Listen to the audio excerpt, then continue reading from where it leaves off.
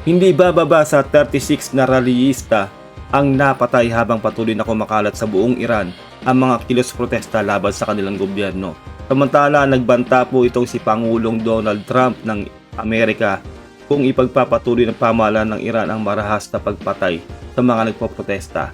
Para po sa konteksto ng ating reaction video, panoorin po natin ang video to. Let's do this.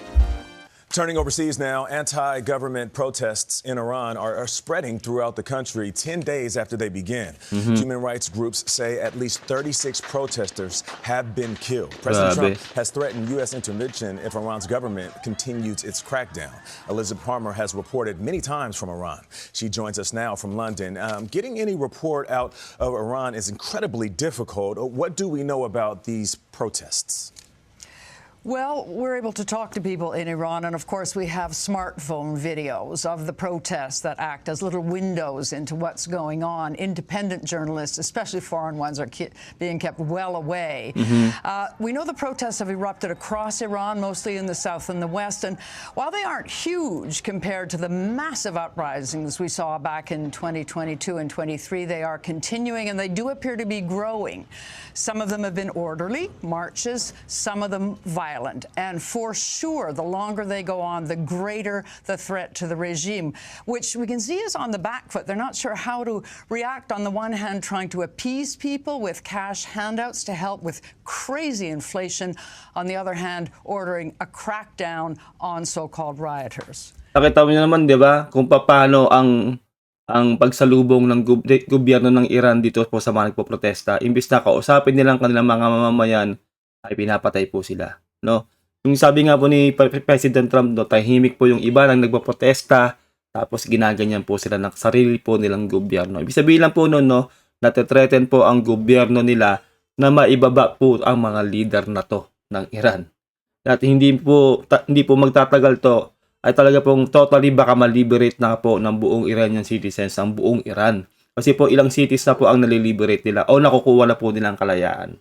Ganun po yun, no? Kaya nga po itong si President Donald Trump talaga nagbabala na dito sa Iranian government na kung ipagpapatuloy nila ang pagpatay sa mga nagpoprotesta ay mangingialam na po talaga ang gobyerno ng Amerika dito po sa Iran. How vulnerable is the regime? That's the big question. It's certainly weaker than I can remember it ever having been. Diba? Weaker na po ngayon ang gobyerno ng Iran. Kasi nga po ayaw na ng mga Iranian citizen sa kanilang gobyerno, sa mga nakaupo sa gobyerno. Tapos diba yung nakarang reaction video natin, no? Talaga pong isinisi pa, no? Isinisi ng kanilang gobyerno ang nangyayari sa Iran sa mismong kanyang mga Iranian citizen. Yung pagtaas daw po ng lahat ng inflation, yung wala ng value ng pera nila, sinisi po sa mga mamamayan ng Iran. Sobrang ironic po nun, no? Sila po yung nasa gobyerno tapos ang sinisisi po nila yung kanilang mga mamamayan. Nakarapatan naman po talaga nila kung anong gawin nila sa kanilang kuryente, kanilang tubig o langis. Kasi po binabayaran din po nila yon. Pero ang gobyerno nila ay sinisisi sila sa nangyayari na yun sa kanilang bansa.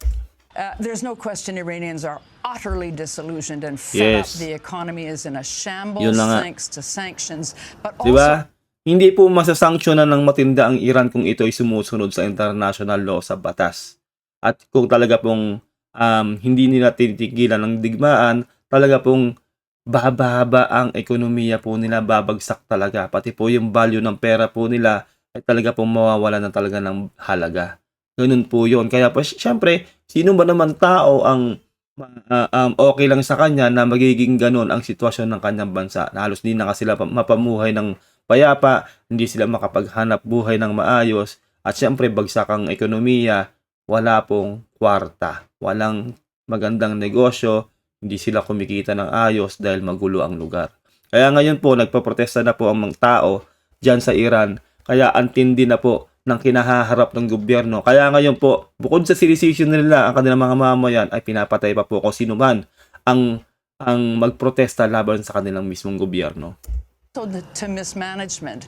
And the regime, of course, was humiliated by Israel and America's attacks last June. Online, you do see calls for America to strike again following President Trump's warning that the U.S. might intervene, although I should say there's no military movement to suggest anything like that is imminent. Sana nga, no? Sana nga para sa akin, no? Wag na pong umabot na mangialam na ang Amerika dito sa problema ng Iran between sa citizen at sa gobyerno.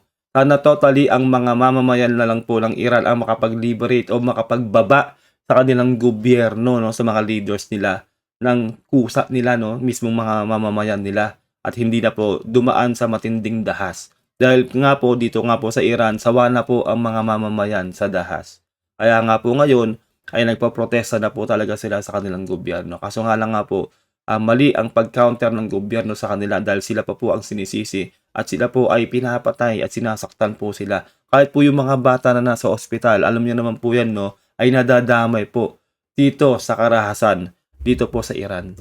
The people I speak to, much as they dislike the regime, are terrified that if America did intervene and the regime then collapsed, there would be a bloodbath or even civil war. So, kasi nga madadamay talaga ang mga civilian, di ba? Halimbawa, nangialam nga ang Amerika, talaga pong gantihan po yan. Siyempre, hindi po papalag ang Iranian government din na gaganon-ganon din lang sila. Alam niyo naman po, pumapalag din talaga ang Iran. Talaga pong bloodbath yan. Marami pong magiging damay dyan ng mga Iranian citizens, yung mga inosenteng mamamayan, matadamay. Kaya syempre takot din po talaga ang mga Iranian citizens na magkaroon po ng ganong intervention ng Amerika regarding po dyan sa problema sa Iran. very high stakes. Vlad? So Liz, about those folks that you've been talking to, you've spent years covering Iran from inside the country. So what else are they telling you? This potential civil war that could come about if the U.S. tries any kind of military action is very, very disturbing. Well, Iran is a country of factions and power centers, and they're fighting all the time. So it's held together by this repressive regime, but who knows what would happen if that regime let go? I can tell you that the discontent, it's hard to overstate it. Like friends in Tehran tell me that some days they turn on the taps, or every day for some hours they turn on the taps, no water. And of course also endless power cuts. So huge anger. Diba? Isipin niyo yun, no? Walang tubig at laging kumbaga may brownout lagi. Ganun po nangyayari na ngayon sa Iran. Talaga pong magwawala ang mga mamamayan. Tapos yun nga, sinabi ko nga sa inyo kanina, sinisisi pa sa kanila ng kanilang leader. Diba kung bakit nagkakaganyan ngayon sa Iran? Which is sobrang, hindi ko po alam kung bakit ganun yung mindset ng leader ng Iran. No, na sinisisi sa kanyang mga mamamayan yung nangyayari sa mismong kanyang pinamumunuang bansa. Which is para sa akin po, no, sobrang maling-mali po yon at hindi po makatao yon. Kaya nga po ngayon, gusto na po siyang patalsikin ng kanyang mga mamamayan sa kanyang sariling bansang pinamumunuan. Ngayon po, kapag po ito ay lumala at talaga pong mag-i-intervent na po ang Amerika, bloodbath po talaga mangyayari dito. Talaga pong hindi po may iwasan yon. At syempre marami na naman po madadamay. Kaya nga po para sa akin, yung sinasabi ko sa inyo kanina, sana ay totally ang mga Iranian citizens na lang po ang makapagbaba sa kanilang mga leader na corrupt dito po sa nangyayari to, dito po sa Iran. Dahil po, mahirap po talaga na madamay po lalo-lalo na po mga kabataan na inosente dito. Kasi nga po, tong Iran, totally, ilang dekada na po talagang nagkakaroon ng digmaan po dito, wala na pong katahimikan. Kaya nga po, sawang-sawa na nga po ang mga tao sa nangyayari sa kanilang bansa.